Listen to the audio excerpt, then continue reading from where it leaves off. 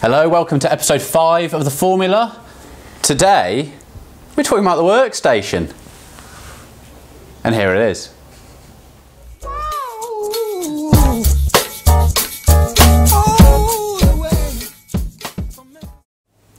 Hello, welcome to episode 5 of The Formula. As I said, we're working from the pod today, or pod, Workstation.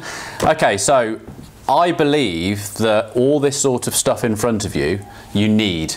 We've got a script here, we've got a couple of closes, we've got a couple of things that you need to deal with if you're getting objections.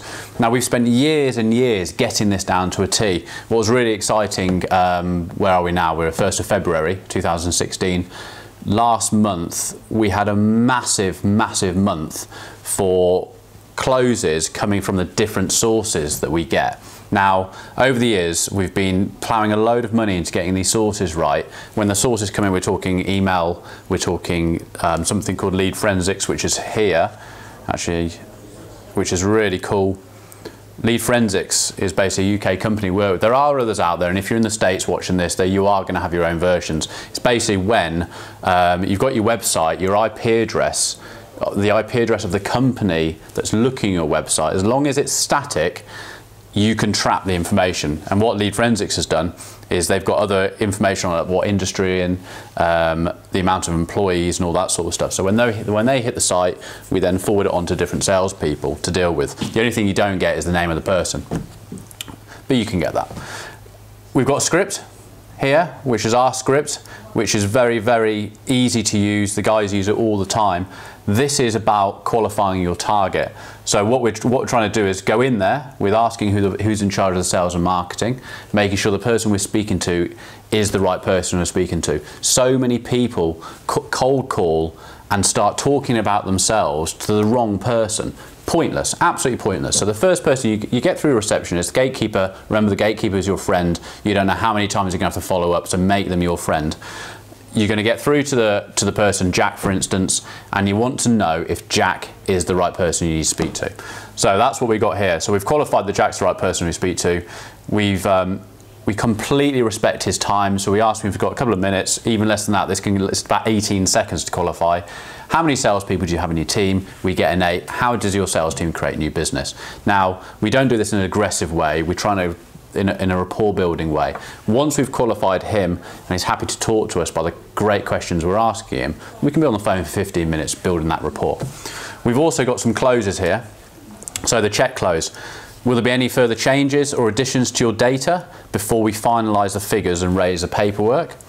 We've also got the paperwork close. You can use this one as a close, but you can also use this just during a follow-up, which is whose name is going on the paperwork. When you ask that sort of question, it takes the prospect away from just inquiring and discussing what you're doing to you actually putting them in a place in the sales cycle that you're ready to start closing this person. Are you the person who's put on the paperwork? You're also going to find out if they've got any partners or any of the decision makers that you need to know about.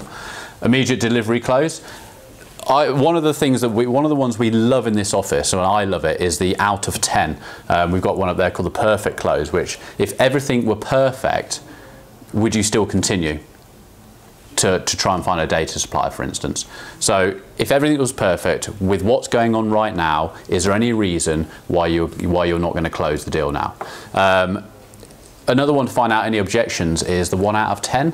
Out of 10, where are we right now in what we've supplied you, with what you've seen of our company, with the service and the product? Where are we out of 10? If they come back at an 8, you can ask what will take you up to a 10. It could be a price, it could be timescales, anything like that.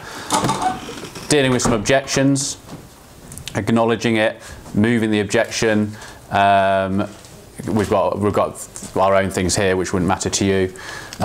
This is a good one. We haven't really talked about subject lines yet. It's one of the other episodes that's going to come. But subject lines here, I don't know if you can focus into that.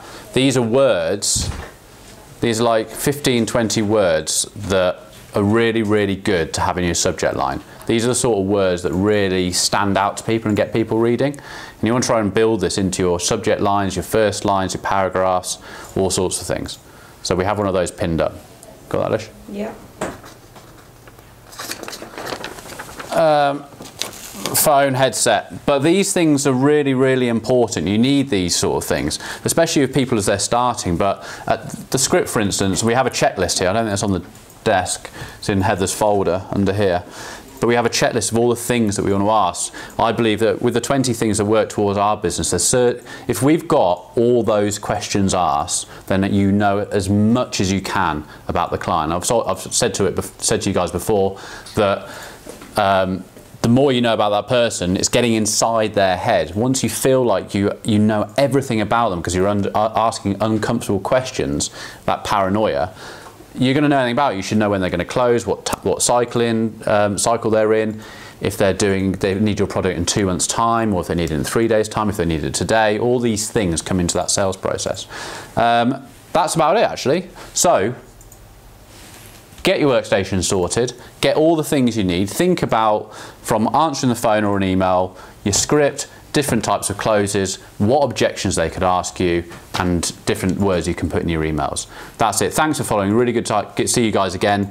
Obviously, you can go to the Formula XYZ on Facebook. We're doing a lot of video uploads to Facebook at the moment. Snapchat the same, the Formula XYZ, Twitter again. You can find us those places and watch the next video. Cheers. See you soon.